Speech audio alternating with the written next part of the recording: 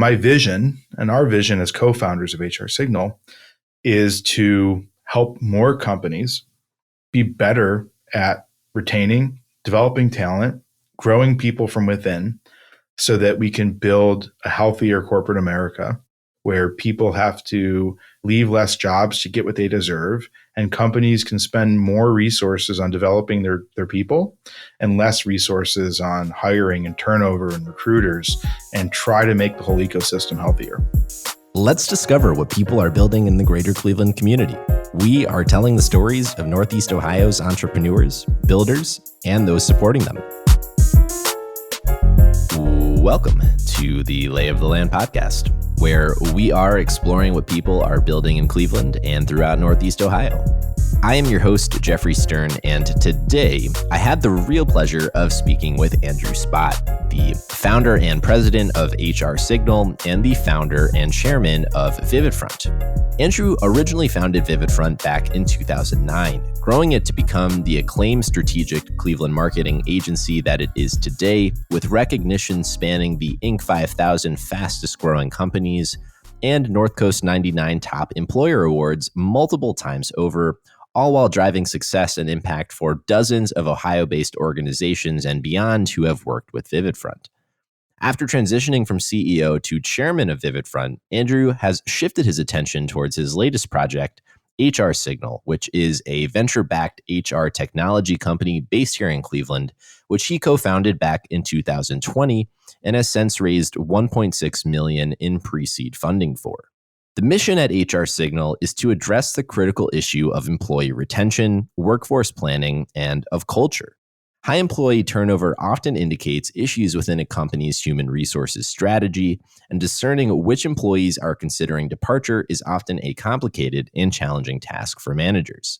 HR Signal aims to mitigate this exact problem through predictive analytics by deploying a set of algorithms which analyzes billions of data points from public sources, market data, peer career path data, including hundreds of millions of anonymized resumes.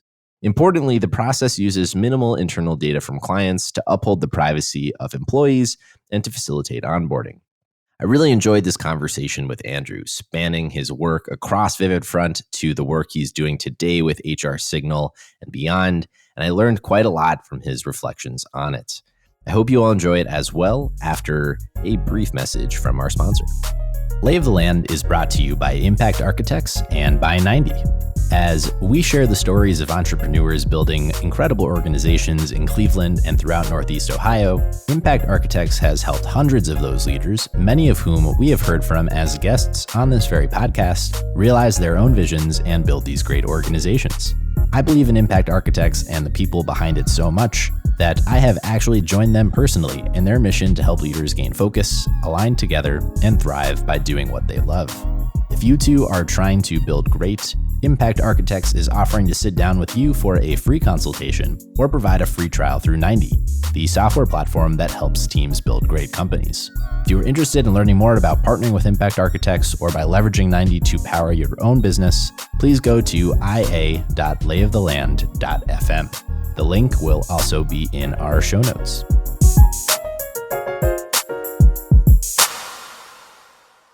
So I wanted to start with a general expression of gratitude for you and for VividFront, who have shown Lay of the Land great hospitality, allowing us from time to time to record in person. So thank you, Andrew. Jeffrey, you're welcome. And as I've said, our casa is your casa as well.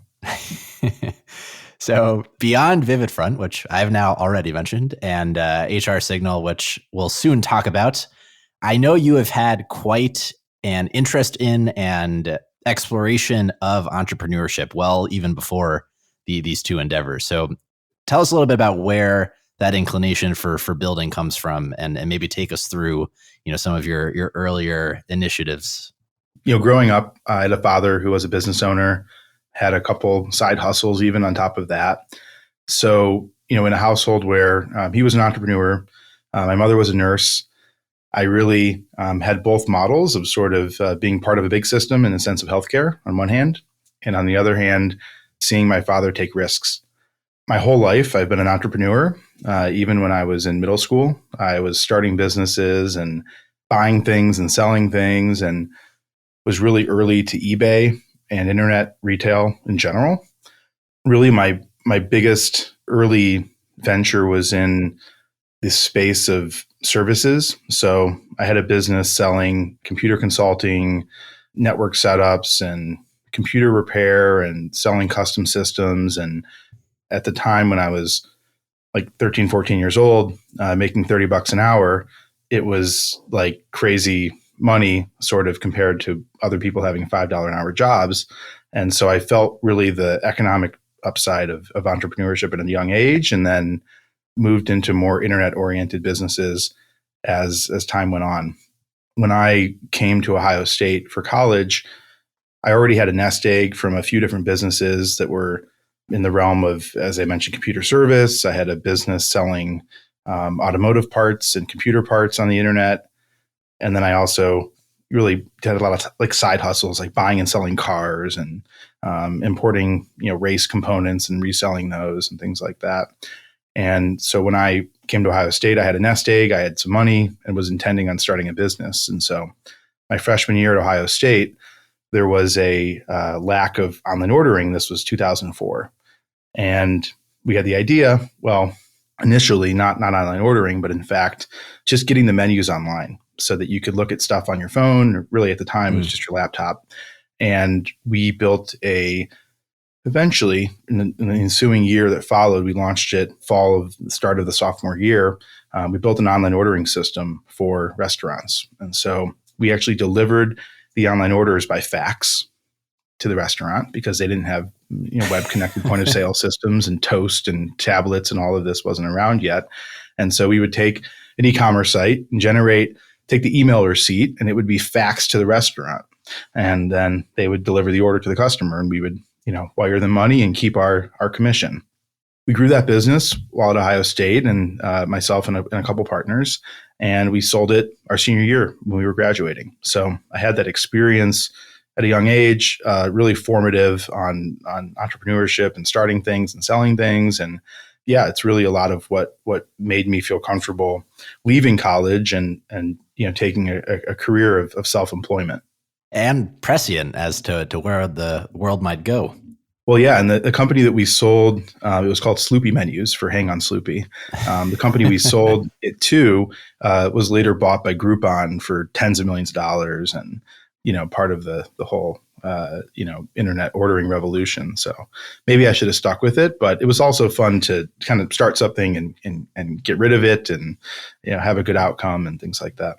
So at this point you've built up, let's call it a confidence in yourself to flex and exercise the entrepreneurial muscle, which is an important one. The first time founder journey is very different than the second time founder journey. Humbly, I might revise that and say I have the confidence to start things and try things, but I do expect failure.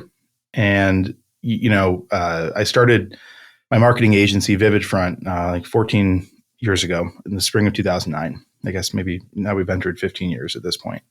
I've had people ask me, earlier in the journey, what do you have to do to succeed? And, marketing is a tough business, and client service is tough business.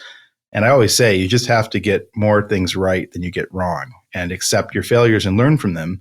So for me, entrepreneurship is about being willing to fail, learning from those failures, and moving fast enough to solve the problems that you need to solve to succeed. And it's less about faith in myself and more about faith that these problems can be solved. I'll find the right people, the right team, the right vendors to overcome. Yeah, no, I appreciate the clarification there, because that all resonates. But to give you credit, there comes a resiliency from knowing that you can handle the constant slew of failures that comes with the entrepreneurial process. Fair enough. Well, tell us a little bit about the VividFront journey that you've been on. In the year between when I sold the online ordering business and started VividFront, I had started an e-commerce venture in lighting and home furnishings. At the time, if you wanted to order a fancy chandelier or a ceiling fan, and it wasn't something that you could get at Home Depot, you went to a lighting showroom and you could look at a catalog. There might be some display units. You'd place an order. It'd be delivered to that same showroom. You'd pick it up from there, or they'd deliver it to you and install it. It was a cottage industry. And so I saw an opportunity to bring sort of the e-commerce strategy to an industry that had, high priced items, steady multiples, 1.8 or 2x multiple on cost for retail price. So like 50% margin.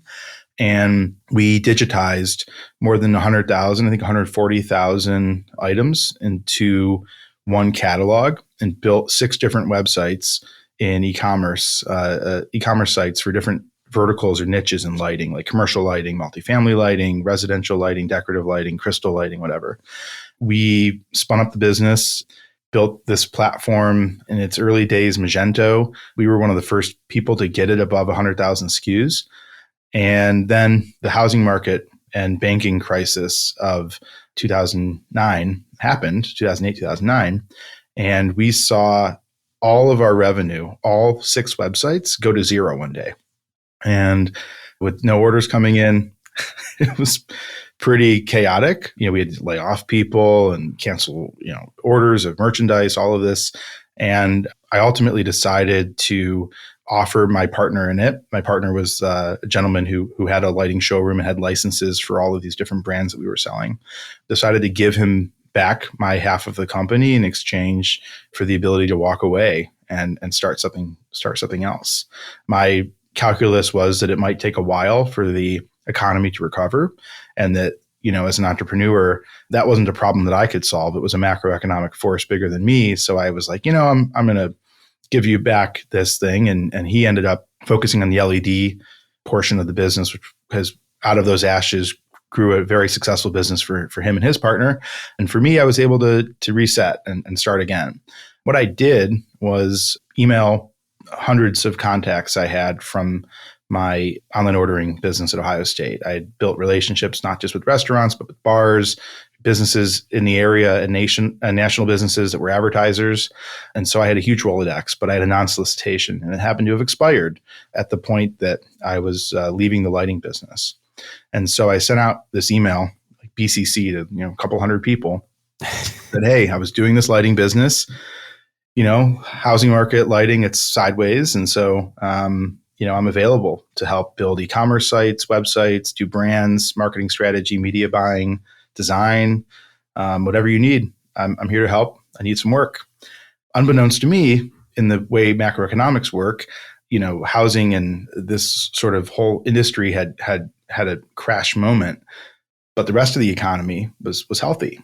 And so I got way more replies to that email than I could handle, and immediately had to hire people to take on work. And I incorporated VividFront basically by accident to build an agency, build an entity around this huge stream of work that I'd created by sort of out of desperation, by accident. So it's not maybe the best reason to start a company, but that is the genesis of VividFront.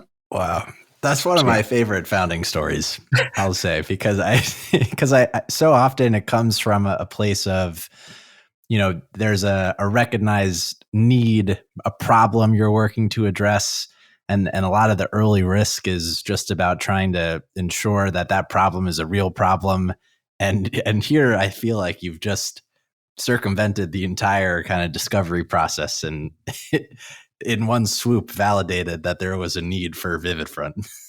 Well, and I think it was something I did knowing, I think maybe more subconsciously, that there is a shortage of, marketing, design, technology, consulting, people. So, I think I know a lot more about the agency business than when I started it, of course, but, there's persistent demand for fractional consulting and design and marketing and technology and consulting of just business strategy.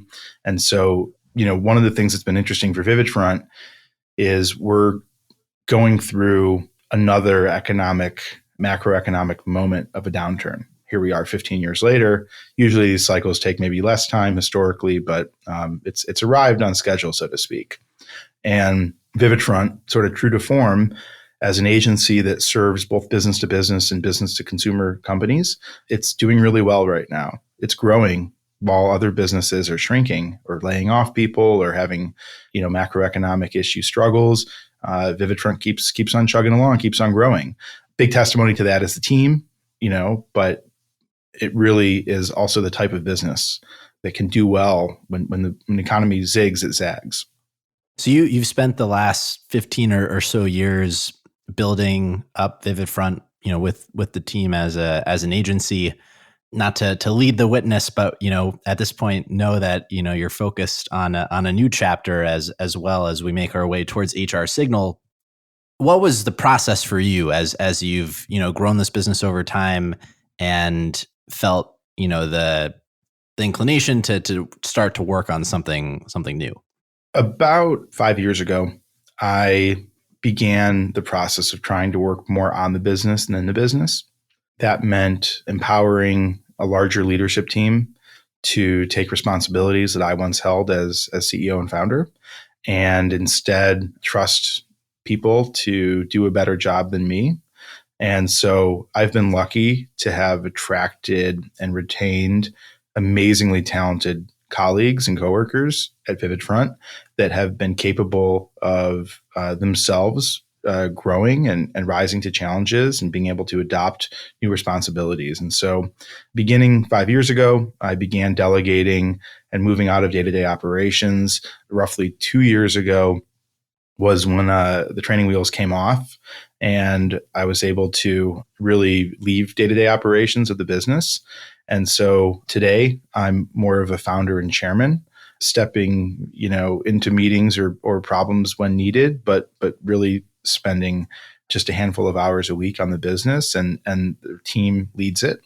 When you work on the business, not in the business, you create a lot of value in a company. It becomes not a lifestyle business, but rather an entity.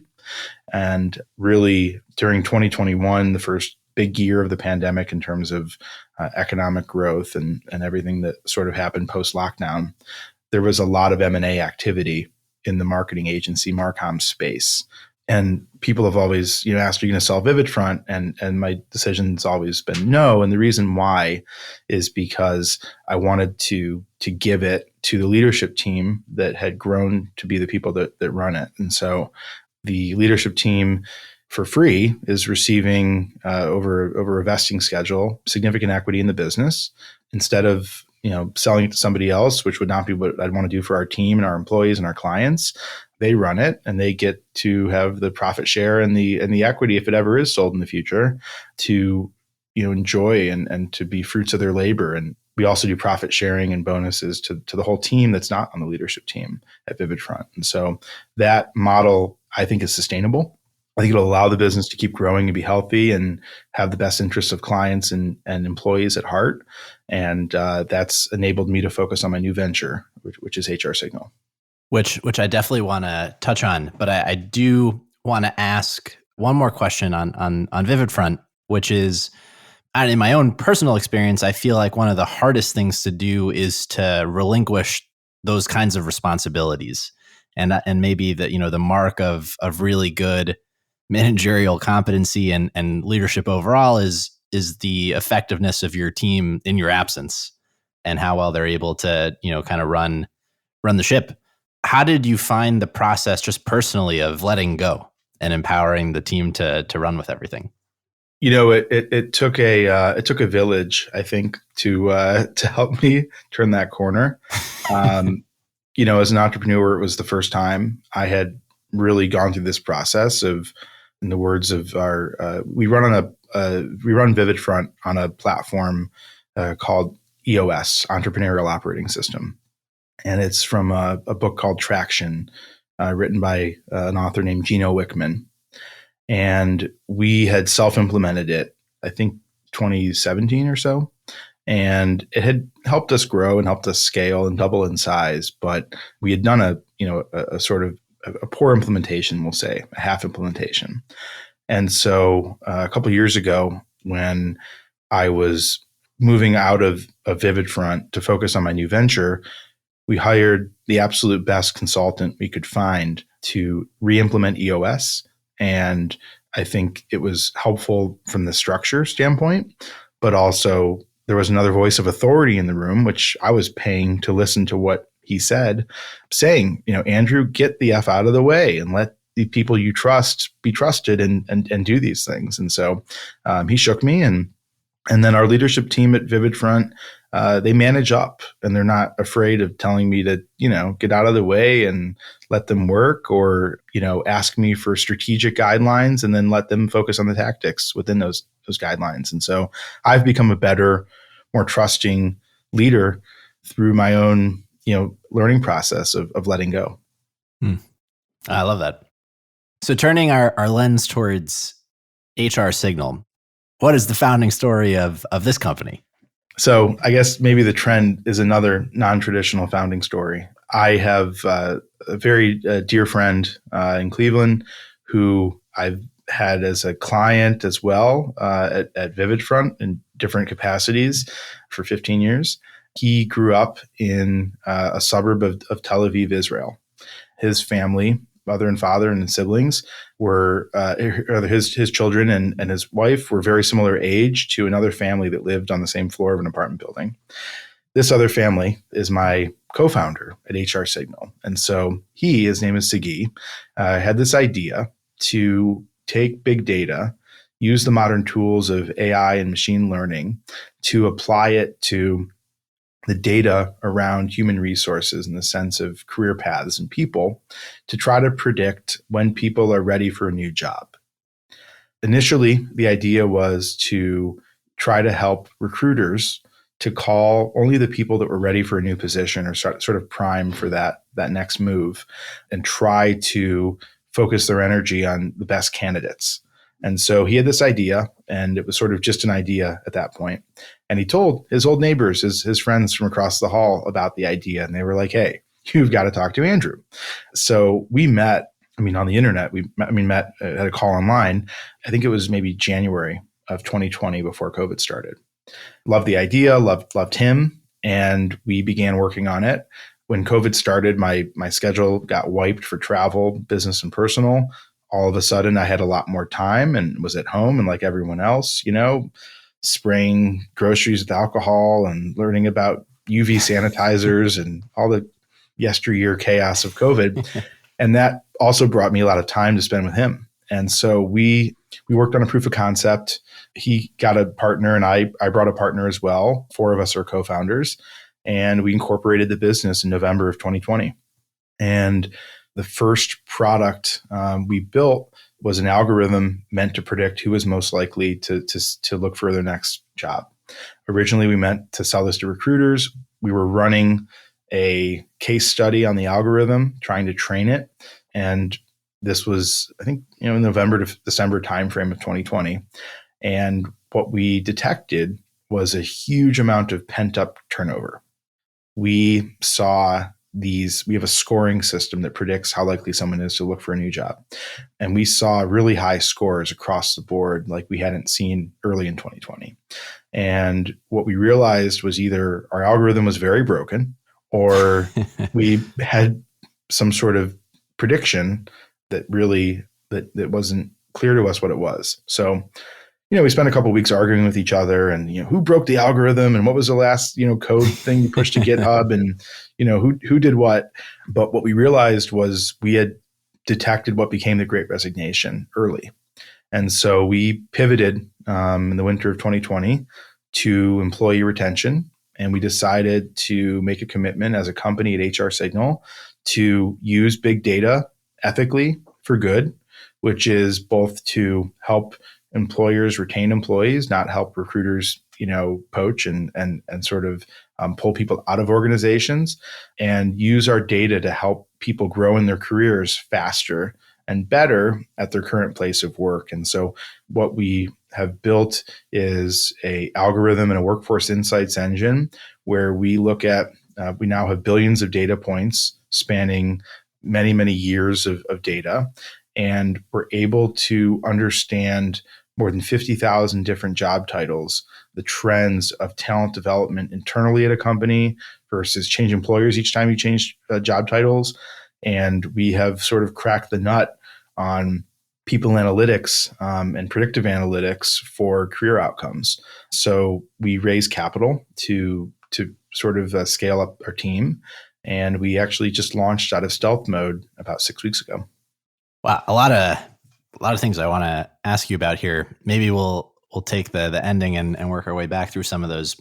You mentioned stealth mode. Now, in a public place about it, it's a conversation I find really interesting, and one I've actually been having with a few folks. But perhaps the reigning business wisdom is that ideas are a dime a dozen, and it's all about execution at the end of the day. And I think that's the wisdom you'll find if you go and Google it. I find myself somewhere else on the spectrum, in that I think some ideas are better than other ideas. And this is working towards the idea of stealth mode because in some competitive environments, maybe ideas are worth protecting where you have maybe large enterprises who, for the sake of this conversation, maybe have unlimited resources to throw at ideas relative to a resource constrained startup who's still figuring it out overall. But kind of fascinated by this whole approach of stealth mode and would love to understand, why you opted for it. What did you see as the advantages or disadvantages too, reflecting on it now that you're in a public place to explore those ideas? Sure. So initially, we were kind of at the frontier of predictive analytics ourselves. There wasn't a competitor doing what we were doing, even close, initially when we had the idea. So we felt sort of a corporate social responsibility of like, we need to make sure it works and make sure it's accurate, because it has really big implications to tell an employer, hey, I think this person, could leave if they don't grow in their career at your company. We take that seriously. We don't do that lightly. So we launched a private beta in May of 2021 to get customer feedback, test our algorithm, test our product, or at least our first version of the product. And we felt like doing that in a closed loop system of a private stealth mode beta was best, because if we had a problem with it, we could fix it without public inspection. And if it worked, it would allow us to move faster and iterate and not be sort of beholden to changing our website messaging or redoing our social media every time we want to pivot or adopt a new feature or remove a feature. So it helped us stay lean and focus just on the product and just on product market fit. Further, we had a consideration to make around intellectual property. We could try to go after process type patents, or we could have trade secrets and try to use, market share and commercial advantage to defend ourselves instead of spend, lots of money seeking patents to protect our ideas. And so ultimately we talked to a lot of lawyers, did a lot of research, and it felt like the upside of the pathway to IP would either be too expensive or too time consuming to get to market with what we wanted to do, or we'd have to raise more capital. And it felt more lean and more sort of innovative to just build the product and go to market with it. And if someone wants to reverse engineer it, they will, but they'll have to, we'll have a start on it. And so, not to make this about Elon Musk, but you can listen to interviews with him about the same topic of what they're doing at Tesla and SpaceX, and they don't patent for the same reason. It's just to focus on the work of the work and try and win in the commercial sort of marketplace, not win in a courtroom. So we made that decision, but there's a big con, and the con is you have huge public companies that are in the space of HR software, Workday and SAP, SuccessFactors, and many others. And ultimately, we expect them to either try to knock off some of what we're doing or try and buy us at some point, because we believe that people analytics and predictive analytics on workforce will be ubiquitous a couple of years from now. So it's sort of like stealth mode has helped us to move quickly and understand things about the market and the product and customers. And now that we've launched, sort of the clock starts on our competition, knowing what we're doing and how we're doing it somewhat. And so we wanted to be well prepared for that. And that's why we spent a couple of years in stealth mode. Got it. Well, I want to ask about the heart of it, because I think the crux of the problem you're trying to solve is so fascinating. How do you actually, not to ask you for the trade secret, but that you just described as the competitive advantage, but how do you predict which employees are most likely to be at risk of leaving? And, the higher level question there being around predictive analytics more generally, with billions of data points, where's the signal from the noise? Like what are the variables that matter that help you make these kinds of predictions? So we look at more than 200 different types of data. The data falls into three categories. We look at peer career pathing data. So we have anonymously analyzed more than 400 million unique career paths. This is, data like position and company and length of time and what was before that and what was before that. What type of education did this person have? And this peer data is one of three data types that helps us to understand benchmarks and patterns. The second data type is public data. This is information published by governments, so like BLS data, mandatory IRS filings, public company earnings reports and news and reports that get released. We look at all sorts of public information and alternative data. And finally, we look at market data. So we're buying data on verified pay, on surveyed pay. We're buying data from job posts. So how much is advertised in a position? How many job posts are there for a certain job in a certain region? And how long do those positions take to fill? So fundamentally, we are taking all of this data together and we're analyzing it and looking for correlation and causation. We take more than 200 factors, and they all vary per position and per person, per company, per region, and it generates a score. The score is between 1 and 99%, and we call it our retention risk score. And this retention risk score is a likelihood for the person to no longer be retained, to seek a new position, whether it's internally or externally, is up to the employer. And so if it's 99%, our algorithm is saying with all but 100% certainty that this person is going to seek a new position soon. We say within 90 days. Typically, that means when we say seek, it doesn't mean leave. So call it 3 to 6 months. When the score is 1%, it's a 1 in 100 chance that someone would be a retention risk. And so we generate these scores for our customers, but we also generate these scores just to test the algorithm and train it. And so the way that it works is sort of proprietary. I can't divulge that, but that's sort of how it works. Does that make sense? It does. My mind, for better or for worse, and you can help me understand which one, goes to the precogs of Minority Report, except in the context of employment, where those in charge can have a sense of what might come. And you've already touched a bit on this, but it is a sensitive application, I think, of this data. Maybe concerns both from employees and what is the right way for employers to actually use this data, and in what ways. How has the reception been to rolling this out at scale? What have been some of those concerns? How do you think about those?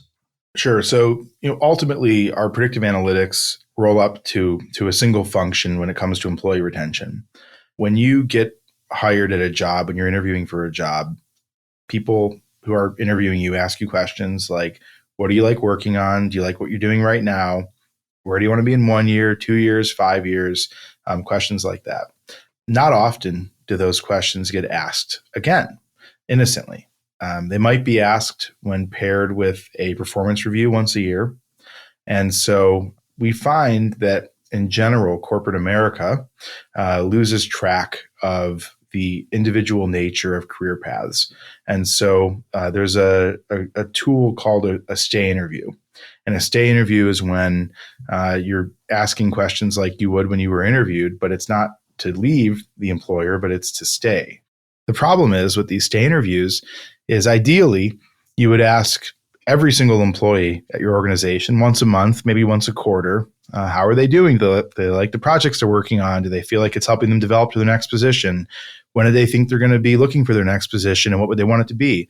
More individual work? Would you like to move into leadership? Do you no longer like leadership and you want to be an individual contributor again?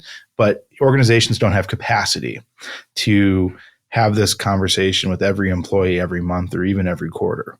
So what HR Signal's predictive analytics are doing, ultimately, this retention risk score is about saying, hey, go talk to this person now and ask them these questions. And the purpose of these questions is to figure out if you, the employer, are not providing what they, the employee, needs to be happy where they are currently and to be developing towards their next promotion. So for us, you ask the question of, how is it received and, minority report, whatever.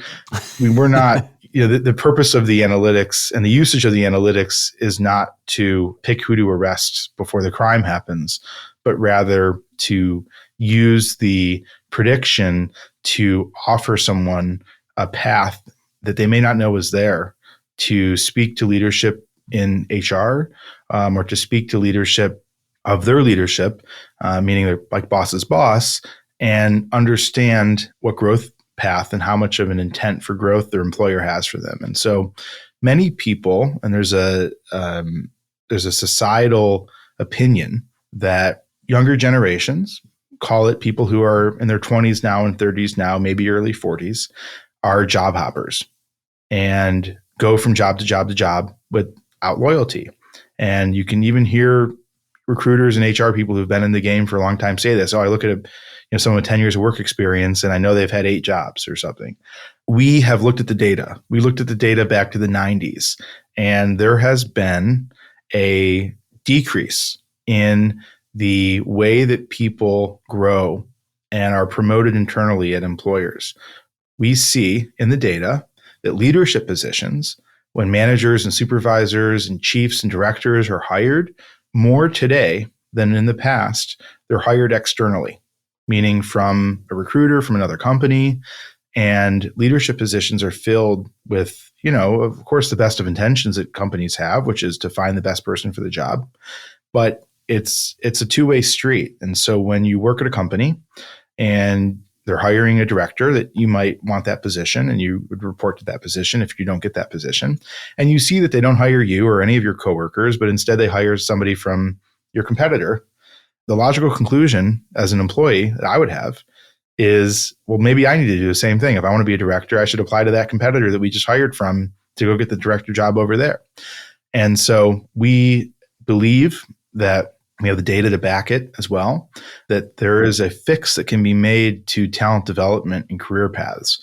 And in fact, when people leave an employer and start a new employer, whether they got a promotion or not, it's hard. You have to learn new things, new systems, new people, new friendships, new relationships, new commute, new cafeteria, whatever it is. And it can be tough. In fact, it'd be easier to grow at your current job, but you're not in charge of your own promotion. And so at HR Signal, we're trying to use this data to help employers to be more proactive with talent development, promotions, and an employee-centric focus on their own people today to help them grow and be the leadership and the promotions and the people that they need in the future. And so we're trying to use this algorithm, this data for good. And in the employee retention space, there's competitors. There's competitors of ours that are doing key logging and network monitoring and application use monitoring, trying to predict whether people are even working and whether people are likely to quit. That's not us. We're not spyware or tattleware. Rather, we're trying to use this data to help employers treat employees better.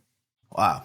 That also introduces a lot of questions there. But I love, just to layer on one other piece to the puzzle to consider is that, as hard and expensive as hiring is, it is significantly more deleterious to the business to lose someone who you've spent time to onboard and to invest in for those folks to leave. And so, to play the angel's advocate to the Minority Report side, as a person, the severity of this problem it's a really big deal.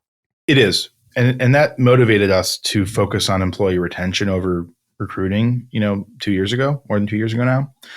And we didn't even really understand this until we got into the HR industry. Like myself, our co-founders, there's a lot of research around the cost of turnover. And it's estimated to be between 50% to double the salary of the person who quits that the employer wasn't expecting to quit, like voluntary turnover. That cost variable is based on three factors. One, you have the replacement effort, which is hiring and recruiting and that whole process of finding a new person. But in the meantime, when that person leaves 2 weeks, 4 weeks, or maybe the day that they quit, their job has to be filled by other people, their coworkers, their supervisor, the people around them.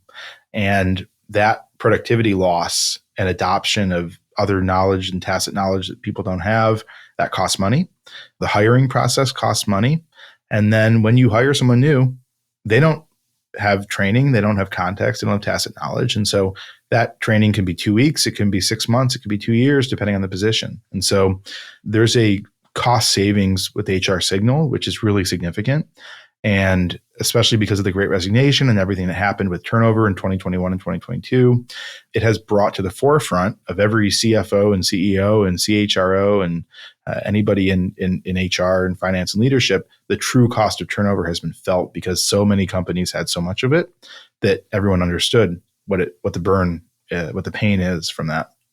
So I want to ask about actually some of those macro kind of trends like the Great Resignation. There's been a handful of these buzzwords that have emerged over the last few months, from quiet quitting and those kinds of things.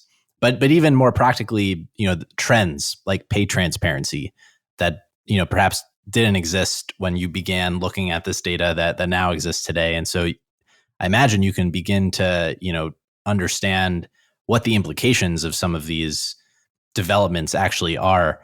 How are you thinking about even take something like pay transparency as a potential factor in the analysis here? How do you think about those kinds of things? So we get paid transparency disclosed data from job posts that we buy. We see the data. It's not for every state yet. It's a handful of states.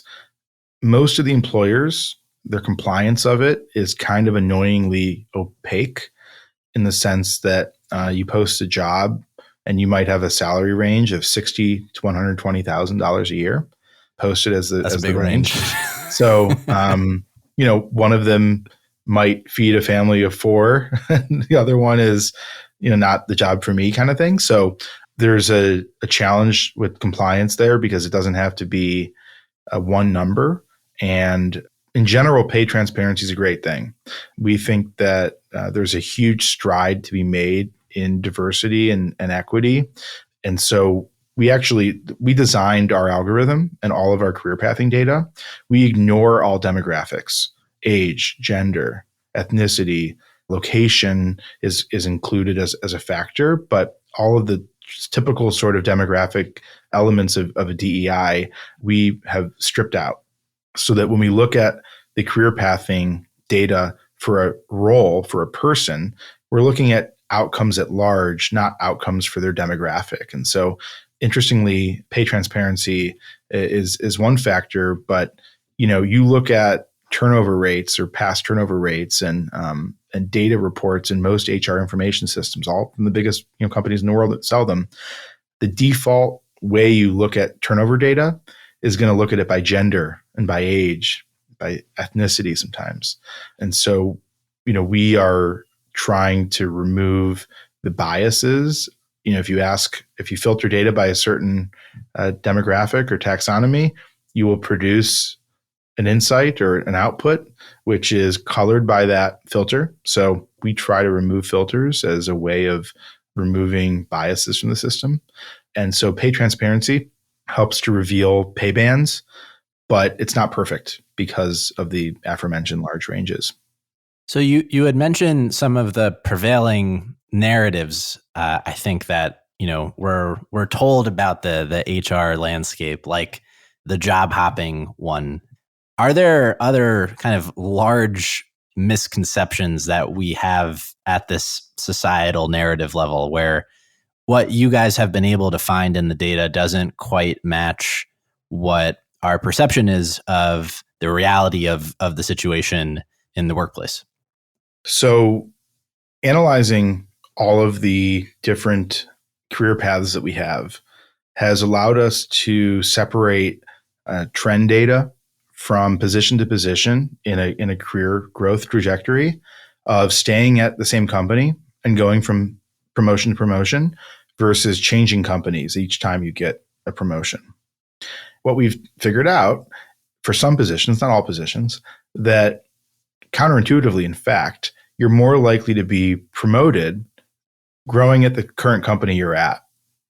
And in fact, in the majority of job titles, the majority, I shouldn't say that. I guess the majority that I've looked at, because I haven't looked at the data for all 50,000 positions, but the ones that I have, personally, I can get the real answer for you. Maybe you can put it in the show notes later. But yeah, the majority of positions, if you change employer, you're going to be hired in the same job title, not promoted when you change jobs. Meaning, if you're a sales manager, you're going to be a sales manager. You get a new job, you're going to be a sales manager at a different company. If you're a software engineer, you're likely to stay in the same position, software engineer, when you get hired by a new company. And in fact, counterintuitively, while growth seems to be what happens when you leave jobs, the data speaks otherwise. And so that sort of common reprise that you got to, up or out is more like sort of a phrase than reality. Emerging from stealth mode, you've raised some capital, you've set out in this direction. What does the path forward looks like? What has you most excited about what's coming next as you think about this retention problem? So we've been lucky. We launched and got our story released by TechCrunch and Fast Company and Cranes and Business First and other publications. We got a lot of coverage. And that's, I think, the goal of any launch. And with that launch has brought us many new opportunities with customers, with partnerships, with investors.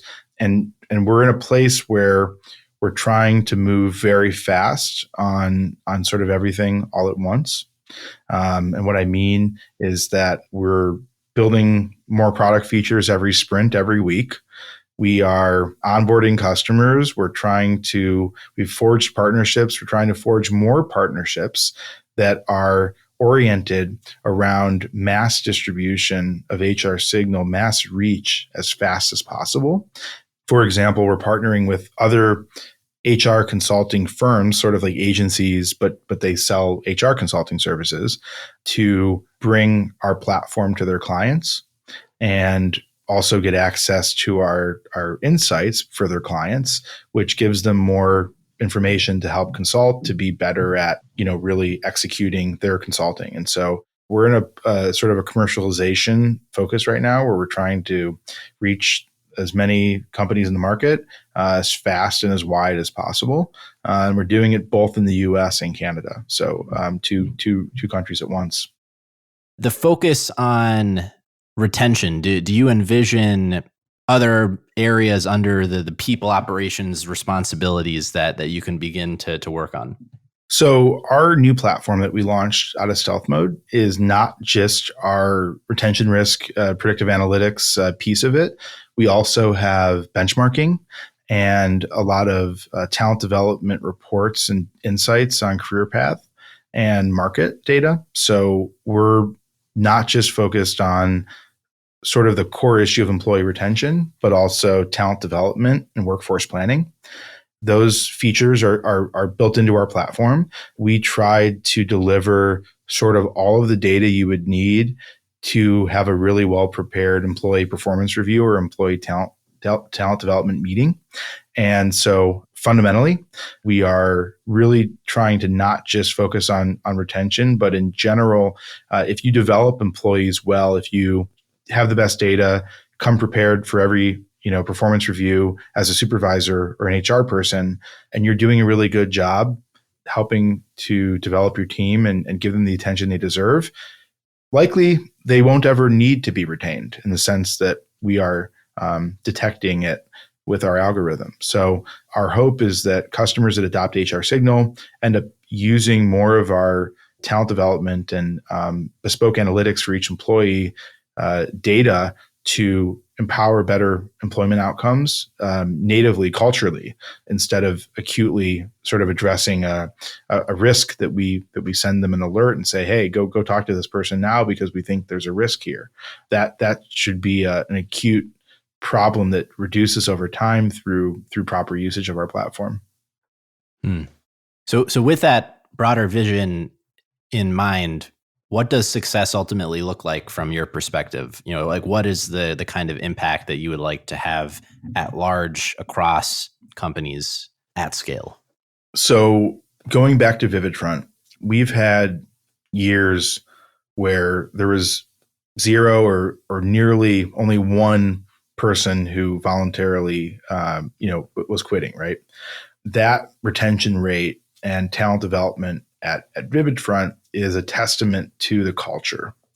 And in fact, you can look at the retention, the turnover rate versus the internal mobility rate. Internal mobility is the percentage of people who are changing positions promoted. And the turnover rate is the number of people who left, right, of any reason, voluntary turnover being of just the people that quit. You can look at these ratios at an organization and understand how healthy the culture is, how much it's growing people within versus a revolving door. And so my vision and our vision as co-founders of HR Signal is to help more companies be better at retaining, developing talent, growing people from within, so that we can build a healthier corporate America where people have to leave less jobs to get what they deserve, and companies can spend more resources on developing their people and less resources on hiring and turnover and recruiters, and try to make the whole ecosystem healthier. We hope that for companies that use our platform, that they outperform their competitors because they're using our insights, our data, our predictions to improve their culture, improve their career paths, and improve their employee experience. And that's our grand vision. That's why we started this, and that's what will motivate us for years to come. That's awesome. I think so often we talk about the importance of culture, and I think it's rare that there's a semblance of how to begin to think about, not that you're quantifying it, but that you can leverage it as an actual asset in the company. For sure. And I think that in that way. And I think, again, we've had a gift of the great resignation because it's exposed this weakness that, companies, if the people leave, that's the company, right? Most companies aren't running, some machine in the back room that's stamping out widgets, but rather it's a bunch of people doing stuff. And if those people leave, the company is crippled. So people matter, and treating employees well is really important. Yeah, it always comes back to people. It's the theme of this podcast. Amen. Well, I want to ask a little bit about the journey itself for you, having kind of been through this process a few times now. Are there things that you have done differently with HR Signal that than you had done before? And what are some of those lessons that you've taken with you from VividFront and prior, and then also some of the things that you've still learned in this new journey? It's been a huge contrast to go from, a company for 14, 15 years trying to delegate and build, roles and people that do things and narrow what I spend my time on, to then being in a startup where I wear 10 hats a day. I'm, janitor, garbage man, all of the sort of things that you would outsource if you weren't trying to conserve resources and spend investor dollars wisely, right? So founders do everything they possibly can to push the venture forward and reduce expenses. And so for me, it's been a huge culture shift, and one that I've incredibly enjoyed because I like technology and entrepreneurship and all this kind of stuff. And if I could make a living that I felt was my goal for earning potential, working with my hands, doing automotive work or woodworking, passions that I enjoy outside of work, I would prefer to do that. I don't really like sitting at a computer, working on a screen, hunched over like soft problems. I would rather work with my hands. But you can't make money while you sleep working with your hands. And so for me, I have enjoyed getting back into the trench and grinding at the sort of founder trench level. And it's been very refreshing because in VividFront, my job, especially for the last 5 years, was to get out of the way and to be extremely focused on having other people do responsibilities and do them well, trusting them to do them well. But now it's complete opposite. So that's been a huge shift. I've really enjoyed it. I think that's a really interesting reflection on it, because the path will ultimately lead you back towards some of the experiences at VividFront eventually. Of course. It's just a different life cycle of exactly. But to your earlier question of what will I do differently this time? I've made a lot of mistakes and I've learned from them. So we know, where to invest time solving a problem and when to, hire the expert. We know that while we probably could, save money running our own hardware and private cloud and infrastructure, it's better to just use Google or Amazon Web Services and outsource those things. And so, if I'd started HR Signal 15 years ago, I'd have a loud humming server rack of equipment that I'd be running to save money on all of the computing resources and machine learning and AI crunching that we're doing. But I know now that that's not how you spend your time. It's not going to result in revenue or an exit. You have to outsource that and to cloud providers. And so it's like decisions like that where we really have the benefit of not just my past experience, but one of my co-founders grew a family business to the point of it becoming rather large and selling it to private equity. And then private equity chose him to keep running it after they bought it. His name is Aaron Goodman. He's our COO. And, he by my side, both of us as executives and leaders in other businesses for 15 plus years before this, we take those experiences into HR Signal, that maturity of leadership. And so that's helped us to make less mistakes, I think, as a company. And we benefit from that tacit knowledge, that past experience. And hopefully, it takes me less than say 13 years to get out of the day-to-day operations of HR Signal. We'll see. Right. Maybe less than the days of Sloopy menus. Exactly.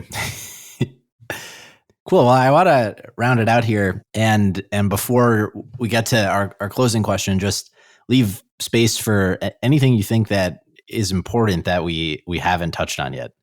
I don't think we've touched on starting multiple businesses in Cleveland. Yes. This is a question. So we raised venture capital and met with investors all over the world. And so with HR Signal, the question came up, why is the company headquartered in Cleveland? And, why are you even living in Cleveland? Like questions like that. And personally, I lived in New York City and I know you're from New York as well. And I came back to Cleveland to start a family. My wife and I, she's also from the Midwest, and we were, kind of seeing our friends start families in New York, and it looked hard and expensive. And we wanted to have it a little bit easier of a ride on the family front so we could focus, our energy on career as well. In Cleveland, you have this spirit of overcoming and can do and grittiness, and you have the support structures and the resources that big cities have, but you can get to them easier here. We have incredible support from state leadership and county and city leadership for entrepreneurship. We have, one of the most successful partially state funded VCs in Jumpstart right in our backyard. And so, we see a healthy ecosystem. Ultimately, the roles that I've hired at VividFront over the years of software engineering and design and marketing and sales and all of this, similar positions will be hired at HR Signal and will keep being hired at HR Signal as we grow. And so I know that you can do it in Cleveland. And so having grown VividFront in Cleveland. I know that it's an economy that has the talent, that has the support to do it, and you get more bang for your buck. And so for those reasons, we really think that it's been a great decision to put our U.S. headquarters in Cleveland.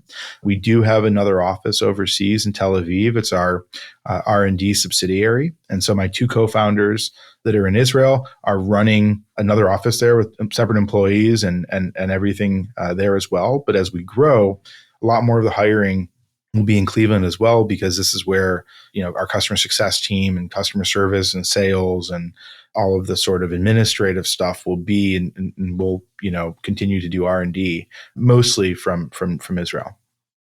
Wow. Yeah, no, that's awesome. I appreciate you bringing that up, because we can also keep it there in Cleveland and round it out here by asking you for your favorite hidden gem in the area. I think Cleveland is full of many hidden gems, and I'll say this: living in New York City and having access to the culinary landscape was amazing. I'm a foodie. My wife's a foodie. We love finding, whether it's fine dining or the next hole in the wall weird place that is amazing at something. Cleveland punches above its weight in many areas, but Superior Pho, which is near and dear to my heart, continues to be one of my favorite gems in the city, because I think they have the best bowl of soup and perhaps the best sandwich. Though I do like a Slyman's corned beef as well, but the banh mi at Superior Pho is amazing, and I think that would be my gem recommendation. Awesome. Well, Andrew, I just want to thank you again for taking the time and for coming on to share your story. Jeffrey, thanks for the opportunity. Love Lay of the Land, and keep up the great work. I appreciate the reach and visibility that you provide entrepreneurs in Cleveland. Thank you. I appreciate that as well. If people had anything they wanted to follow up with you about, what would be the best way for them to do so? Sure. You can reach me on LinkedIn, Andrew Spott, Spott. You can email me, andrew@hrsignal.com, or Google my name. You'll find me. There's another Andrew Spott, but I'm the only one in Cleveland. So you got him on the SEO there. Awesome. Well, thank you, Andrew. Thank you, Jeffrey. That's all for this week. Thank you for listening. We'd love to hear your thoughts on today's show. So if you have any feedback, please send over an email to jeffrey@layoftheland.fm, or find us on Twitter @podlayoftheland or @sternhefe, JEFE. If you or someone you know would make a good guest for our show, please reach out as well and let us know. And if you enjoy the podcast, please subscribe and leave a review on iTunes or on your preferred podcast player. Your support goes a long way to help us spread the word and continue to bring the Cleveland founders and builders we love having on the show. We'll be back here next week at the same time to map more of the land. The Lay of the Land podcast was developed in collaboration with the Up Company, LLC. At the time of this recording, unless otherwise indicated, we do not own equity or other financial interests in the company which appear on this show. All opinions expressed by podcast participants are solely their own and do not reflect the opinions of any entity which employs us. This podcast is for informational purposes only and should not be relied upon as a basis for investment decisions. Thank you for listening, and we'll talk to you next week.